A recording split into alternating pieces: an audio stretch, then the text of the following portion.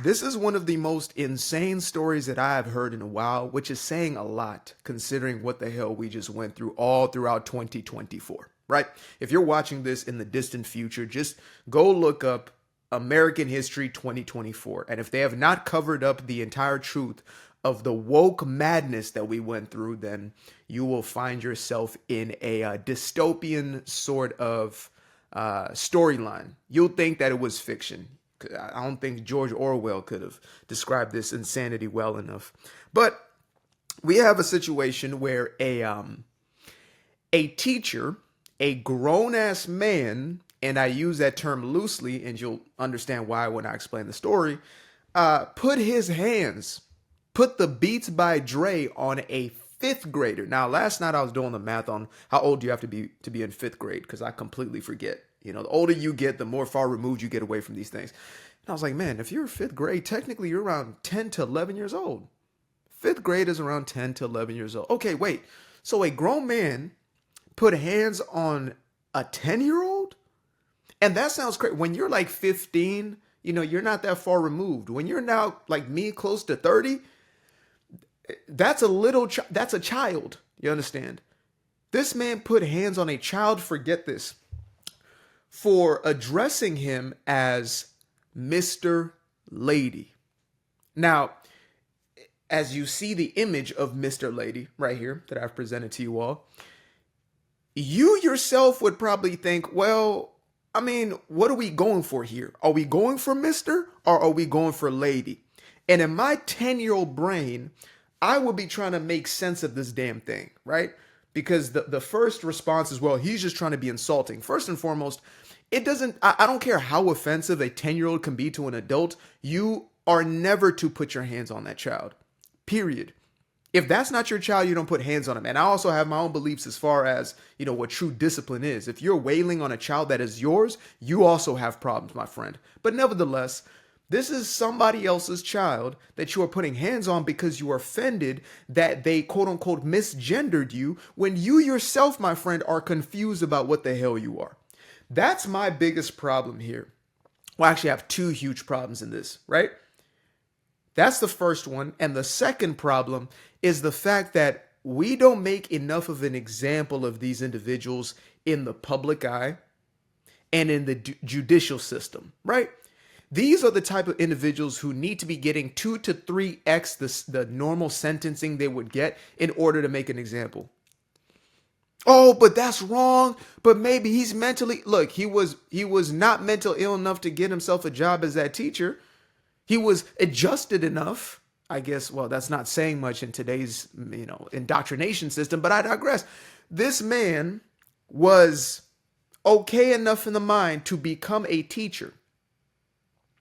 So he's okay enough in the mind to suffer the consequences of what he has done. And the reason why I say we need to make examples of these type of people is because when you give slaps on the wrist, the incidences go up and these people feel emboldened to do the very same thing. You have to create incentives in your society. It's like in California when they basically made what they called low-grade criminality okay. So it's okay to steal under $1,000 or $950 worth of merchandise. So when you see the first, second, third person get away with it, the fifth, sixth, seventh, eighth, ninth, and 10th person are going to feel emboldened to do the very same thing because they know there's not going to be a consequence. As soon as you start slapping cuffs on those wrists, you see the behavior start to change. Now people are going to be afraid to do the very same thing. The people who would have stolen, only if they had that leverage or that leeway of I'm going to get away with this, they're going to think twice about doing it. Now, you're still going to have those insane people who are just going to do it regardless. You know, they literally have nothing to lose in their minds. They're still going to do it, but that's a small minority as opposed to the people who then become emboldened to do these damn things. And so we have I'm not going to call it an epidemic necessarily, but I will say that it is a trend. I will say there's a pattern of these sorts of individuals, the Mr. Lady individuals, the transformers, and violence. And oftentimes they talk about what is done to them, right? You know, they're attacked, they're this and they're that. And I'm not going to say that doesn't exist, but I will say that there are also the Mr. Ladies who have been responsible for a multitude of these attacks. all the way into Congress. Imagine Nancy Mace, who was trying to essentially fight for the right for the ladies to keep their own bathroom in Congress. She was attacked, I believe, at the Capitol. For what? For her stance. For not going along with this agenda, with this mental illness, this psychosis. Again, this was a psychosis not too long ago.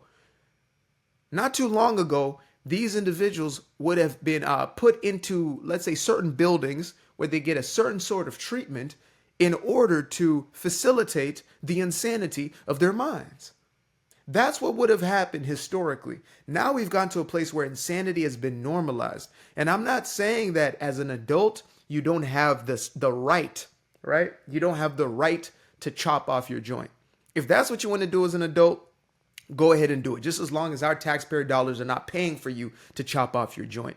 But for us to go along with that narrative is something completely different. For let alone a 10-year-old child who is probably confused, as most sane people would be. And so they're trying to meet you in the middle, you know? It's like he, she, like, Mr. Lady. Imagine, excuse me, Mr. Lady, whop. Nah, bruh. Absolutely not. I hope there was a teacher with enough cojones. I hope there was a teacher with enough balls to do something about that. Like on campus, laid hands on this grown man who laid hands on a child. Because if you feel that you can whoop on a child, okay, then we can whoop on you.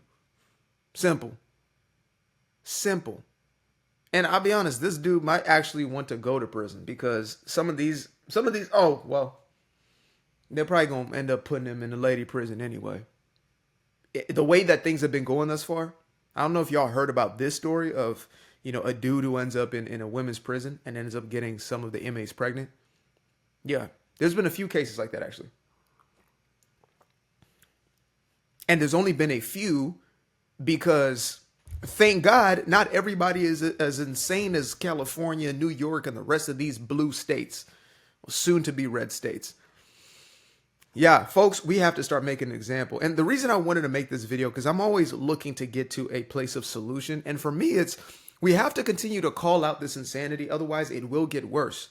It continues to degenerate so long as we say nothing. What happened in the last 8 to 10 years of this woke ideology permeating and becoming pervasive in our culture is that we were so afraid to be bullied. We were afraid to be canceled. We were afraid to be ostracized, whatever, like to be on the outside of these conversations. So we became what is known as the silent majority.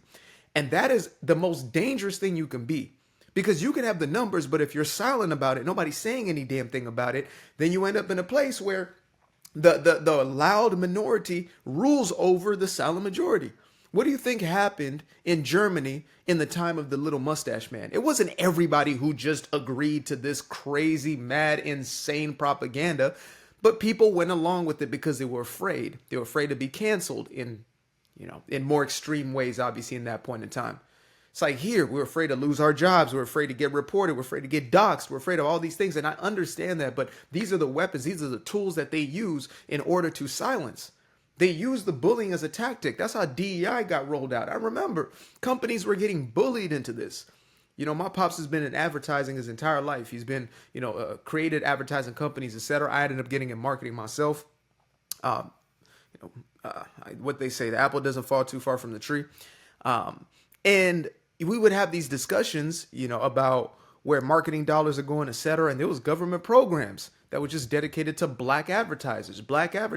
And it came as a byproduct of, the entire BLM movement, et cetera, where they started to bully their way into corporations saying, we need more billions of dollars put into black advertising. For what? Well, because of racism. Yeah. Well, if you don't give it to us, you're a racist. Oh, shoot, I don't want to be a racist. Here you go. You know what I mean? The white guilt was guilting at that point. And so this is the exact same thing. The reason we have, again, the Transformers have always been around. It's just having this, like the audacity, the gumption, the gall of these individuals to first project it onto everybody else, to project it onto our kids. Folks, there's a book I saw on Amazon. And mind you, Amazon has had a reputation of delisting conservative-minded books, right?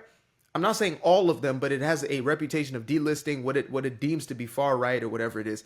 Yet they allow for children's books titled "In My Daddy's Belly." In my daddy's belly.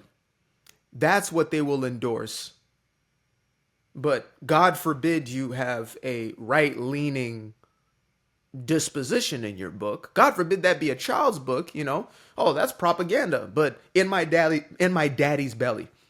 That's okay. This is insanity, folks. This is actual insanity. It is clinical insanity, and yet we are incentivizing it when we do not speak up. And that's one thing the wokety woke folk got. They're like, silence is violence, and they're like, you not be silent. They will not be silent for a damn thing. Evil will never be silent. It'll always be the loudest in the room. And all we have to do is just tell the truth. All we have to do is just speak the facts. The facts speak for themselves. Nobody has to actually defend the truth. You can only fight it, but it's still going to stand. So it's like, okay, that's a girl, that's a boy, and they can fight it tooth and nail. That's still going to be the reality, and it will continue to happen forever. Another baby's born, it's one or the other. Forever. You can put whatever psychosis, psychology, whatever ideology that you want onto that child. It's still going to remain the very same. And we have to continue to point out these realities and defend reality. Otherwise, we'll be given over to a delusion. And the delusion won't trump reality, oh, pun intended. It won't overcome the reality. It will just be like a masquerade over reality. And so we'll be living in a dysfunctional society and culture, which is what we have allowed for ourselves at this point. We just simply allow for dysfunction to exist, not even just coexist, but exist as our reality. And we pretend, and you end up having a civilization like the little mustache man. That's how that happens. That's how that happens. It happens by censorship, and then it becomes self-censorship. Now you are afraid to say any damn thing, and we can't do that, especially when we got this kind of psycho living in the midst of us. There's multitudes of these types of people, and they feel emboldened when we say nothing. Again, I'm not a lawfare dude. I'm not a dude to say, oh, arrest him, just arrest him. No, you broke the law, and more than just broke the law, you broke a social, you broke a spiritual, you broke laws on every single level. Psychological warfare, you broke on every single level there. And that child was helpless in that situation where you laid hands on them for doing something where they were trying to adjust themselves to reality because you're creating a delusion in their own mind, or you're trying to push your delusion onto them. And because it didn't work the way that you wanted it to, then you end up hurting this child. And we're not going to have that. We're not going to have that. We're not going to do it. We're not going to stand for it. It's over. It's over. I will never shut my mouth about this stuff. I will never. I don't care. I didn't have my black card revoked. I done been called this, that, and a third. You understand me? Everything from Uncle Tom to a damn white supremacist. I done been called whatever. And I'm okay with that because I understand that these are projections trying to shame me back into my damn cocoon, trying to shame me back into a corner somewhere where I don't say nothing. It's not going to work. I am beholden to the truth and not your opinion and not your approval, period. I used to be afraid of the dark, place unknown like a heart in their heart. I used to see my life in the bar, now the kids unchained, every shackle is lost. 2 steps in the moonlight, 2 step in the daytime. You just know when it feel right, you got a feeling the time's not. See you through those shades that I just threw on. Through my lenses, you just can't do no wrong. I fell in love with myself again. I fell in love with myself. I fell in love with the sunshine. I fell in love with the light. I fell in love with the full moon. I fell in love with the night. I can see the light again. I can see the light. You can see the life in him illuminate the night. I know the time time is taking. A 3, 6, 5, that's a full rotation. I see you looking up, you know them constellations. Constantly gazing like house of praises, you get to praising.